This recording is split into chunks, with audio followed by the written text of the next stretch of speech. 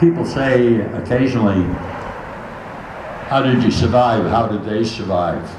I wonder if I could survive. And we come to try to analyze what made that survival possible.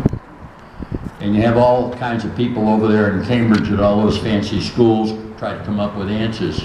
And they try to parse it in different ways to fit their prejudice.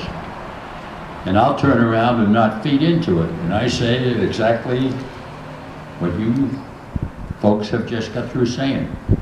It was family. When we took a look, and we actually did a survey, if you can believe this. It gets boring at times in between torture and prison.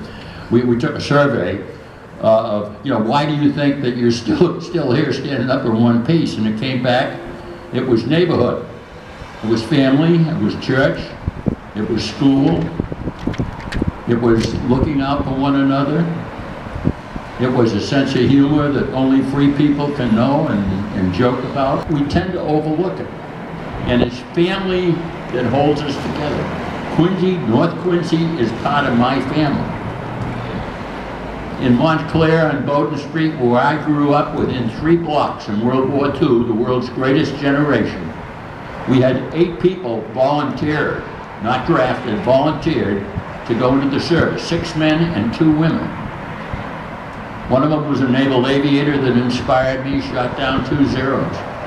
Coast Guard, we had a guy who was an engineer on a Victory ship that made the Murmansk run. Read about that if you want to talk about suicide runs in the middle of winter. When he came home, all he wanted to do was sit next to the furnace and hug it and get warm again.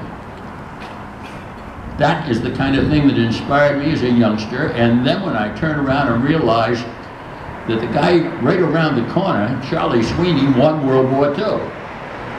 He flew the photo mission for the first atomic bomb drop, and then when Tojo didn't get the word, he dropped the second one himself personally. And he, in my mind, was the guy who ended World War II. And this is the guy whose father was a plumber who used to fix our house. We used to deliver newspapers to his house. How can you ignore that? And then all I have to do is hop on your bike and ride down Squantum Street here, and now I'm dating myself, but I can remember going to Denison's Airport, the field where Amelia Earhart used to fly out of. The old Navy housing area is part of that land where Denison's Airport was. I used to go down and watch the nutty Brits and Canadians practice with our airplanes. Crash them all over the place, but that's all right, we teach them. And they had a problem with speaking with a Boston accent. They couldn't quite understand us. But that's the kind of thing that we grew up with. And it was absolutely grand. And it sustained you when all else failed. Absolutely.